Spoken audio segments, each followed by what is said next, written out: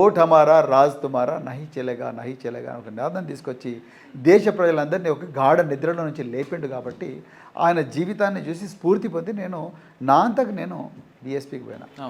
నేను ఈరోజు బీఎస్పీలో నుంచి బయటకు వచ్చిన అంటే ఎందుకు వచ్చిన బయటికి, బీఎస్పీ అనేది ఒక రాజకీయ వ్యూహం లేకుండా, ఒక స్పష్టమైన ఎత్తుగడ లేకుండా, ఒక స్పష్టమైన లక్ష్యం లేకుండా రాజకీయాల్లో ఉంటూ రోజు రోజుకు క్షీణించిపోతుంది. అస్తమిస్తున్న సూర్యుడిలాగా మారిపోయింది బీఎస్పీ, రైట్.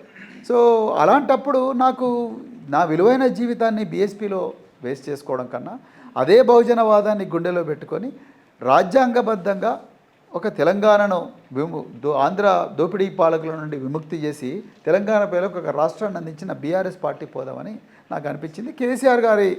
కేసీఆర్ గారు కూడా నన్ను ఆహ్వానించారు. నాకు కూడా వారి నాయకత్వంలో నడవాలనిపించింది. అందుకొరకు నేను బీఎస్పీలోకి వచ్చిన రాజ్యాంగాన్ని రక్షించడం కోసం, ఈ వర్గాలకు మరి న్యాయం చేయడం కోసం వచ్చాను. నేను ఎవరికి ద్రోహం చేయలేదండి. నేను వాళ్ళ దగ్గర నుంచి డబ్బులు తీసుకోపోలేదు.